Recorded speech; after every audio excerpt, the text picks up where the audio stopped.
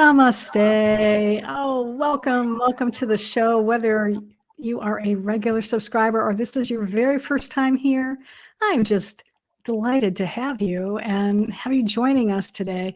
And if you are new to the show, just to reinforce what you might have heard on the intro, or maybe not, depending if you're watching on YouTube, I am Gloria Grace, the light messenger and spiritual alignment coach, and women entrepreneurs hire me to clear the inner blocks keeping you stuck so you can live the life you want now.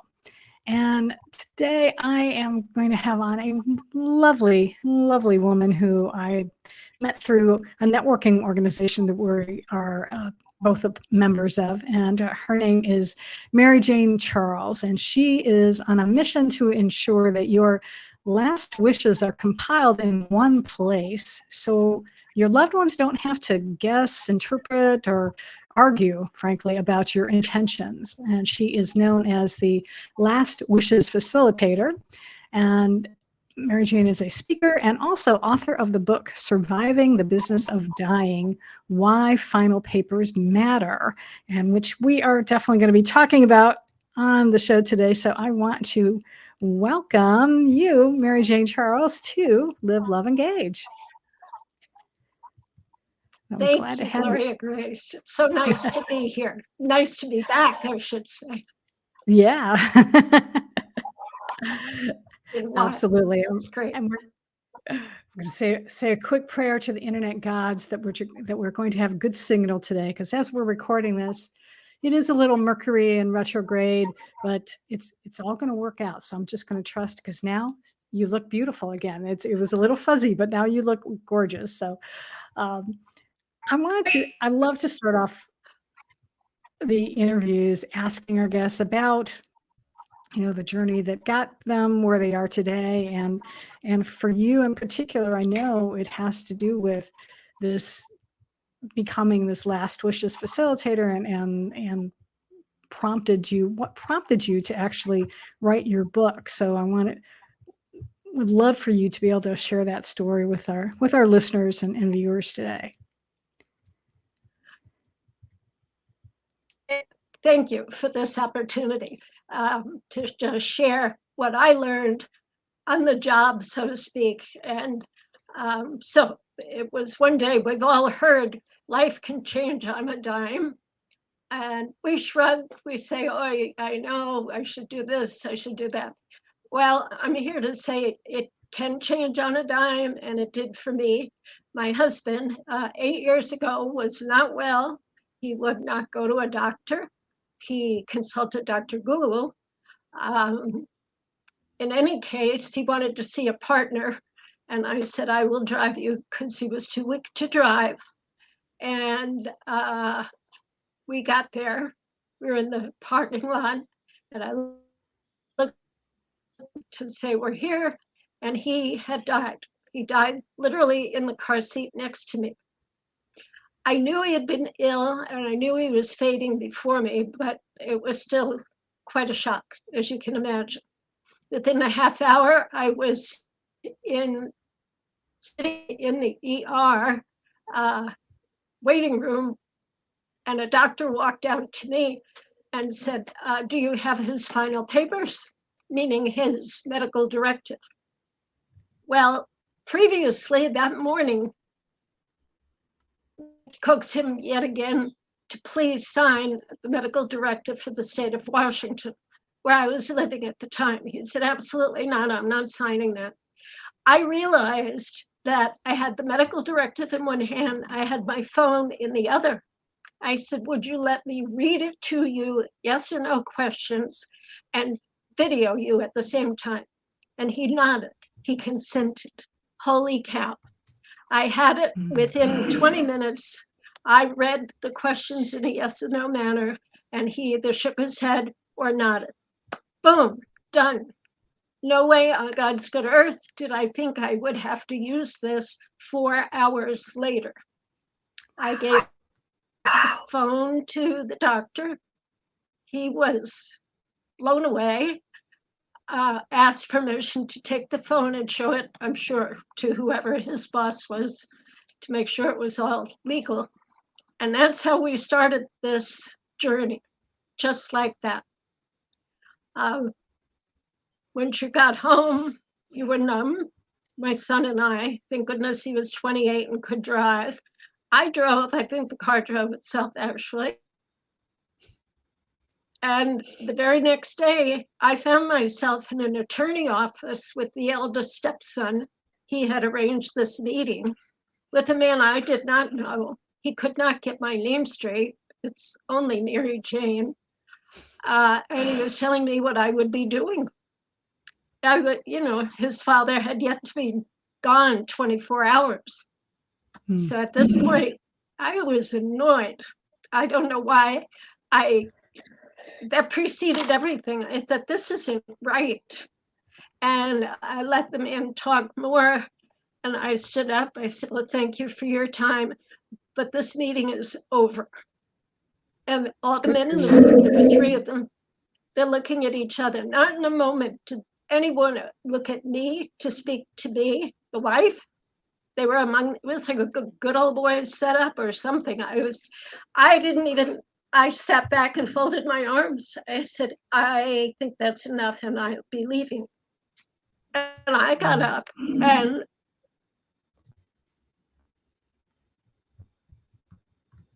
I simply told the stepson that I would be obtaining my own attorney.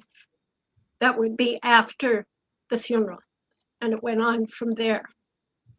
The frustration I felt the following week with all the piles of things and no will, no instructions, no partner papers. Within a short period of time, I got tired of saying, I don't know. And I changed it to, I'll get back to you. I'll get back to you on that. And that's a great phrase when you are being hounded, set up, or whatever phrase you want to use. You can alter it with your tone of voice and body language. So keep that in your pocket. I'll be back to you. I looked around my dining room table. It looked like a war room of old. You just needed that big stick to move the ships around. And I decided that's a chapter, that's a chapter, and that's a chapter. And that was the beginning of my book. Wow. What do you think was? I'm sorry. Go ahead. No, I didn't know if you had a question yet. Oh, yeah. Well, I was just going to ask, what was well, number one, I just, sorry for your loss, and especially then sorry for everything that came after that. I mean, to be treated like almost like a second class citizen because with your stepson and these attorneys and forgetting that you have a big stake in this. He was your husband. But I wanted to no, it's so hard I can only imagine not knowing like where there's so many things you have to do when someone dies. You have to deal with, That's right. I'm sure you had a house, you've got to deal with that. There's bank accounts, there's credit cards, all of these health insurance, all of these things that you have to deal with. And so was it then your experience that, for whatever reason, your husband didn't really want to put any of that information somewhere where you could be able to get it. So what do you think was like the biggest frustration or maybe the biggest hurdle that you had to overcome when you were dealing with the aftermath of this and trying to, be organized, I guess? The realization that I would say 85% of the madness that was going on could have been prevented. And I understand people are afraid. Oh, you're talking about after I'm gone. Well, you're pretty sick right now. And I did have that conversation with them. And I took the gloves off. We were very frank with each other. It didn't produce anything, obviously, but I at least got it out of my system that I spoke. Number one. Number two, once I was in the middle of it and I looked at this dining room table, my father had been a probate attorney. did probate work.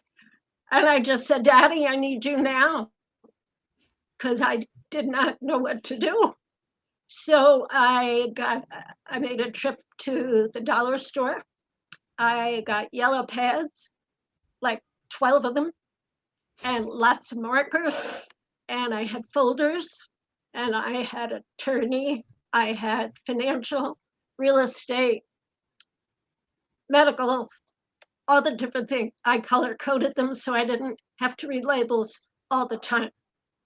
After that, my son, as I mentioned, was an adult and very helpful. He knew all the players. I had a daily list of errands for him to do. He's personable and he could go do these things. One morning he saluted me and I called him my first lieutenant. And that is in my book. Everyone needs a first lieutenant, someone you can depend on. They're reliable. They show up, they'll go where you ask them to, and they'll come back again with what you need. Do it all. And as I got into it, it became a daily drill. It wasn't over for a long time. The first legal document I needed to obtain and had to hire an attorney was for it to be appointed a personal representative. That is what happens when there is no will, and that means there's no executor. So you're the wife. Right. Big deal. Get in line. And you're not the first in line. So once I figured that out, I was actually shopping for an attorney the week after the funeral. That's an absolutely crazy thing to go do. Oh, excuse me, I'm going, what kind of attorney are you? You do not want that exercise. All you have to do is start shopping now. And by shopping, I mean, go networking. If you don't work and you don't network, just look around town, meet somebody, say you're beginning this process. By all means, do not be snowed. Don't let them say, well, I went to Stanford or I went to Notre Dame. I hired 2 women, by the way. Neither of them could function. And they went to very good schools. And I thought, come on, ladies. And so I actually went through 3 attorneys. I was exhausted by the time I decided the third one, a man, was a big shot. And this was a small estate. So little guys don't get the same attention as the big guys, even though you're paying the same rate and the same attorney. All kinds of lessons that could have been avoided if it was done ahead of time. Yeah. So, a tip today, have a medical directive filled out ahead of time. You can do it. It's not intended to be secret. You need it in your night table, your glove compartment, maybe in a freezer bag on the side of the refrigerator. If you slip on a leaf, your neighbor's going to notice that. He or she calls the EMTs. They will want to know, is there a medical directive? Neighbors know all kinds of things about us. Tell your neighbor, get her to have one herself. But this way, you know at least that much about each other. Second to that, put the top 5 people you want notified if you are not able to speak for yourself in your telephone. That would be at least 2 relatives, one nearby, one in the state, because our lives are all so scattered. Definitely your neighbor. Neighbors are going, doesn't have to be, but someone who's there, and your doctor. And the 5th, someone who can help. EMTs will reach for these 2 things as soon as they pull in the driveway. That's the job of one of them.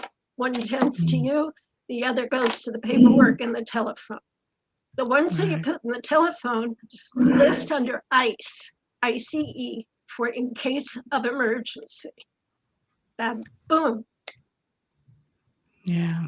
And if you are allergic to anything, it saves time, effort, and perhaps your life. After that, it was Absolutely. 18 months till the estate was closed because nothing was written. So it took people a lot of time. I was not the only case the person had. And so you learn patience. Again, it can all be prevented if you simply start writing things down. So there were other stories within. I have a workbook. It's called Surviving the Business of Dying Workbook. It's 8.5 by 11. It's simple. It has questions and answers, and every page, the opposite page, is blank. And that allows you to write the answers immediately opposite the questions, so you don't have to flip all the time. One of the Yeah. things I've asked is the list of passwords. Oh my goodness, if you don't have somebody's passwords, it's going to be a long haul. Social media administrator.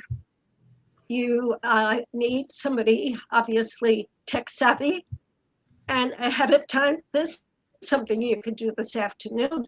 Just explore Instagram and Facebook and whatever other platforms you might be on and see what they call their legacy requirements or setup.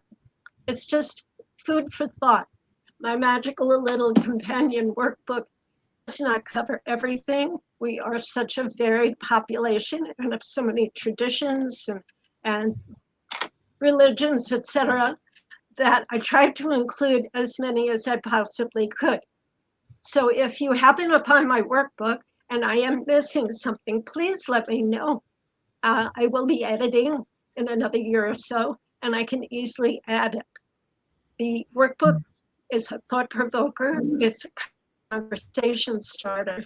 It's not scary. I have a few funny things there, or seemingly very touching. And as you Yeah. speak with someone who you think needs this, you don't need an urgent situation. This is part of Mhm. life.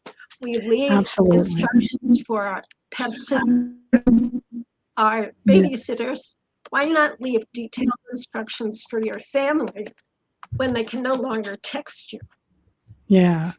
And I want to bring up a point here, just from speaking from my experience too, is that people may be listening to this and thinking, okay, well, that's fine if, if I'm in a relationship or something, but this is also for, single people, especially, I think even in particular, need to do this.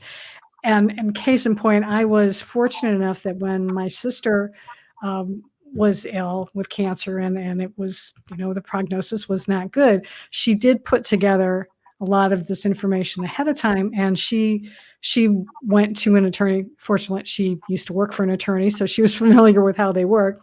But she was able to get the house where she lived in Arizona to automatically transfer into my name upon her death, so that we were able to avoid probate. So Perfect. that sped things Yes. up immeasurably. And then I was able to sell her house. So doing things like that, and, and saying what she wanted to be able to do, hopefully with her ashes and things like that. But because she was single, she didn't have a spouse. And so it relied on me to do that. And I also love the fact that you had your son being the first lieutenant, because for me, that was my daughter. She came out and flew out to me after my sister passed so that she could handle like organizing, what things did we want to sell? What were we Yes. going to give away, while I was dealing with some of these other things. So that is, I love that you mentioned that. That's so important to have somebody with you, because you can't do it all yourself, because you're also grieving at No, the same no. time that you're trying to make these important decisions, right? Your brain can only handle so much. And we know what we're like over the holidays, or if you have a week full of birthdays sometime. I mean, it's one foot in front of the other. So this is dire circumstances in this case, my Right. experience. And I had nothing. I never liked the partner. All of a sudden, we were in front of each other. It was very interesting. And I just learned a lot in general, I know I was frightened at first, but you grow into things. And there is just enormous uh, faith in yourself that comes out of it, that you thought, well, this has to be done, and this has to be done. And it begins to be logical, and you just do one thing at a time. You can pick people's brains. There's no law against that. And keep the conversation in the third person, and you'll be fine, because it's a small world. And if you live in a small town, it's easy to figure things out. Yeah, So that's true. it's just, and the beauty of using the companion workbook, it warms people's hearts. The person who might be, for instance, in bad health might want to do this. Don't fear you're going to insult them or frighten them. They might be so thankful that you started the conversation because they've been thinking about it for a long time. If you are still fearful of having the conversation, bring in your workbook when you're visiting and they're watching the ball game or whatever they're watching, they're going to say, and what are you doing? I'm filling out my workbook. Would you like to see what I'm doing? And it's easy. It's a conversation, not a confrontation. And it can be a really lovely learning experience for everybody. Mm. And it's not, you don't have to wait till it's urgent. That's all. At the Yeah. same time, it's not a Thanksgiving dinner conversation. There are some very personal, it's your priorities, not anybody else's. Mm-hmm. So be careful with whom you share. Let one person plus the neighbor know that this book is a real thing. If there are any questions after the fact, they can volunteer. You know what? That's not what she wanted. Gloria Grace told me she wants to wear that red dress, and it's right here on page 17. And she highlighted it. So that's what we're Right. doing. Yeah.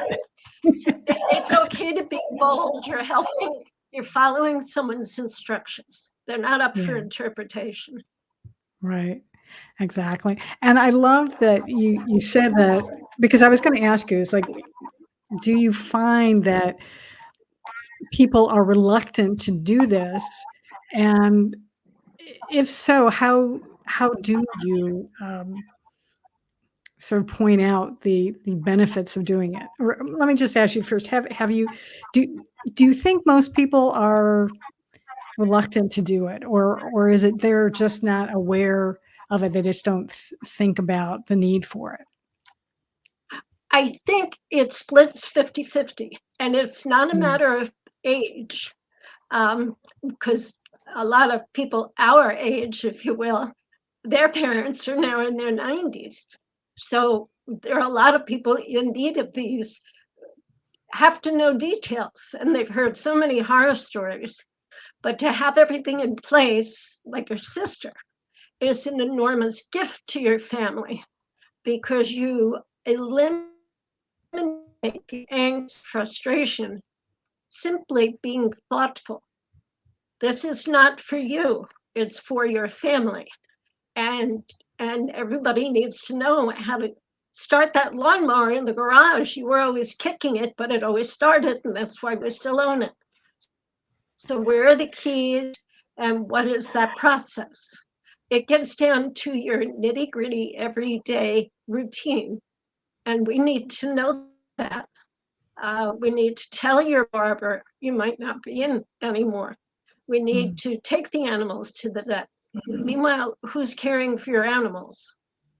And have you ever Mm. spoke of who's caring for the children? That that needs to be nailed down with an attorney, period, Yeah. beforehand, or there's going to be lots of heartache. So it Hmm. swings from the big and the bold to the dearest of things. We can't forget our Mm. creatures, or the Yeah. garden. Who's going to take care of that beautiful garden? So Hmm. again, I think as far as age, the pandemic let us know that age is not a factor. There were many young people under 50 who were badly affected by the pandemic. But if you Mm-hmm. look at it overall, new recruits in the Army or the police force, fire department, in their HR papers, they all have to fill out a will and a medical directive. It's just part of what they do. So, not that you have to frighten anybody, because a lot of people, oh my goodness, it's the Grim Reaper. She's bringing up these things again. Um, you can just skate past that. I think it's a matter of soft approach, um, pointing out the practical side if they're a practical human being, because you're always asking them now, where do you keep that? Where do you keep what branch do you go to? Who should I ask for? Is it B of A or US Bank? All these things will be in the book. And it's easy when the time comes. People say, how can I help? How can I help? Well, you know the family members. Give them a job. They will be occupied. You won't have that conversation anymore. And they'll feel good about themselves. And you Mm-hmm. know they'll get it done because it's not about them. They want to be part of the party, more or less. So Yeah, give them a job. Let them cook absolutely. dinners and share. Yeah. Yeah. I was thinking that there's different things that we do, once or twice a year. And I'm thinking people in Florida have to put together, for instance, their hurricane plan, Yes. at the Yep. beginning of the year. So June, when you're doing that, maybe it's time to look at that workbook again, or if you haven't done one, you could do it then. Or when we're changing the clocks back, that could be the trigger for, okay, I've got to change the clocks, or I've got to change the smoke alarm batteries. They always say to check those like once a year. We use Yep. that as a time to say, let's take a look at putting this stuff together, because it is such a relief when you have these things taken care of. It really is. And there's no getting around it, folks. Everybody's going to die. Nobody has been able to live forever on this planet. As much as we, think we can cheat death, uh, it's going to happen. Now, hopefully it won't happen for a very, very long time. But if you're prepared now, then that's one less thing you have to worry about, one less thing your family has to worry about. That's And right. it will make them think of you fondly when you're gone, Yes. instead of cursing you at like, why did you leave the garage full of all of these magazines, like my lovely sister did, that I had to clean out her garage. That was one thing that was on her list of things to do, but she did not get around to it before, unfortunately, she transitioned. So, get rid of stuff now, because your kids don't want it. Trust me. And I'm going No, through that they don't. now. Yeah, all my pretty little things that doesn't Yeah, work for somebody 34 on the roll. So, I know. the other thing is in this process, as if you were in fact the designated caregiver, you need to not fix, but take care of that part of your brain as well. So if there are no instructions and all of a sudden you're doing legal work and medical work and you're the records analyst, etc., on top of already having been the caregiver, one day you're going to look in the mirror and wonder why you look like you do, or why you're so tired, or why you've had bronchitis 3 times in the last 2 months. These are body signs saying, I need to rest. And so after the fact, you are still in caregiving mode, taking care of anybody else in the family. I would say let somebody else do that, or give them tickets to a movie and let them figure it out for themselves. You need to take care of number one and block that time out. You will be working many hours just trying to do what you're supposed to do to get the job done. And it's okay to call in a friend who's an attorney and have a ham sandwich together. I had a friend's husband call me on day 2, the day after my husband died, And jovial guy, just great, warm-hearted. He said, Mary Jane, this is all yours. And I kind of shrugged it off. I smiled. He said, no, you cannot do any wrong. What you do, people will respect. So you run it. You take it and you run it. It was so freeing to receive a call like I still get verklempt. Um, he came out of nowhere. I knew him, loved him dearly. And those were commands from him to me. Just make it your own. You can do no wrong. And you'll be fine. And it was so strengthening to hear that. So it's okay to call someone when you know they're just up to their eyeballs in stuff, and let them know all will be well. Yeah. And say it in a strong voice, because that's what makes its way through all the muck and muddle that's already in front of you. Very helpful to have received that phone call. Yeah, I can imagine. It was a very good friend to be able to do that for you. I'm glad they did that. Yeah. I want to just shift gears slightly, because I just love to be able to ask our guests things like this, and you've been sharing some wonderful information, and I'll be sure and have your contact information in the show notes as well. But just what is, or I should say, better grammar would be helpful. What are you curious about right now? Right now, my hope right and now. my wish right now is to get this book out there so people, it's simple. It would take you 2 hours to fill if you zip through it, but its intention is to have you think. It's a thought provoker, and the considerations that are in there can be so meaningful. And if there's ever a doubt as to what you really wanted, um, a well-filled out workbook could become what they call a first source, meaning it's in your hand and it's you state what you want. If you change anything, that's fine. It's not a document yet.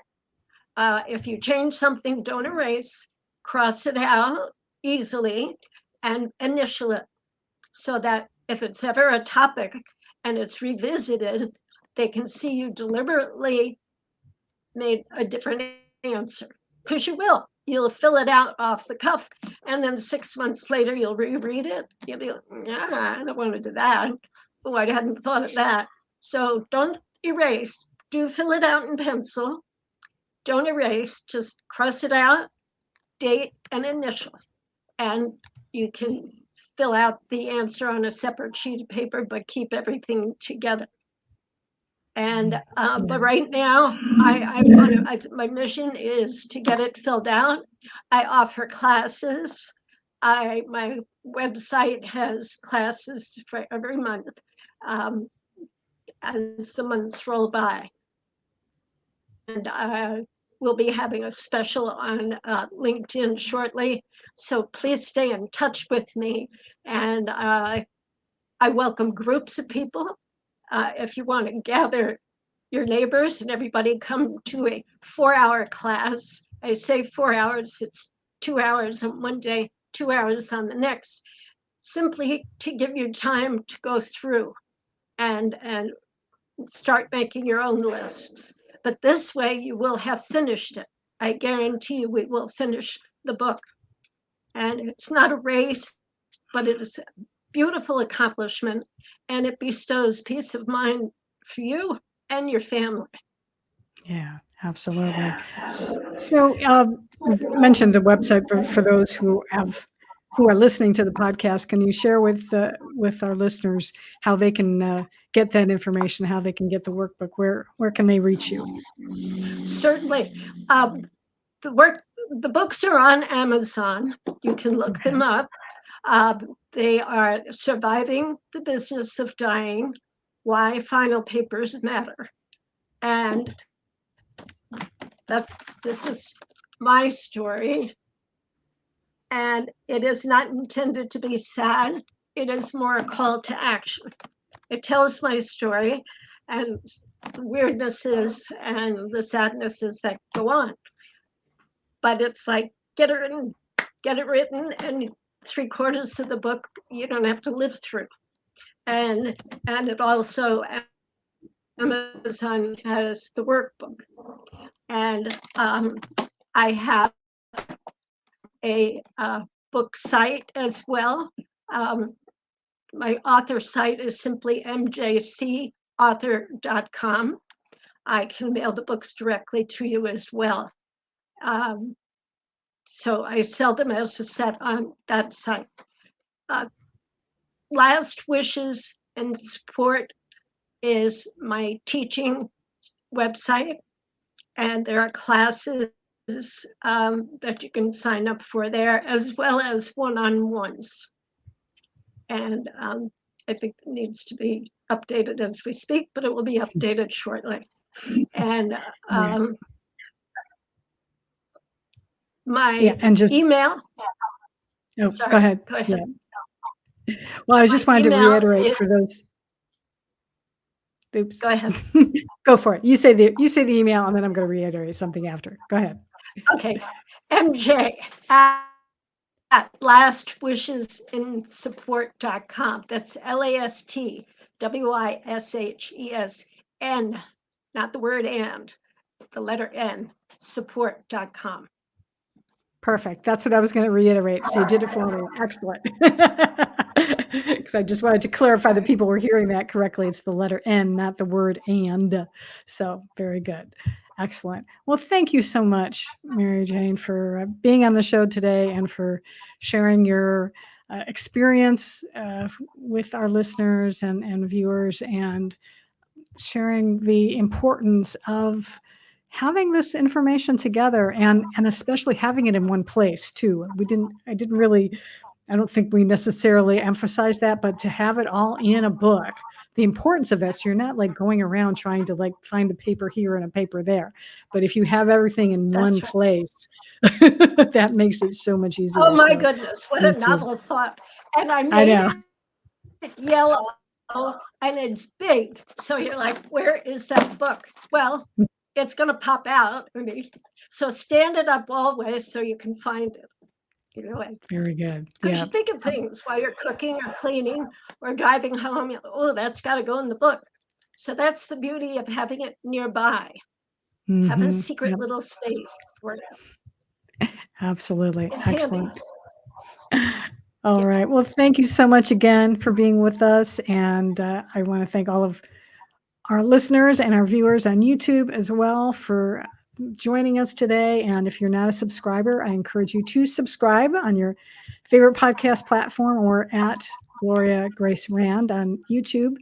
And I think that's going to do it for this time. For Mary Jane and for myself, again, thank you for being here. And I encourage you to go out today and every day and live fully, love deeply, and engage authentically.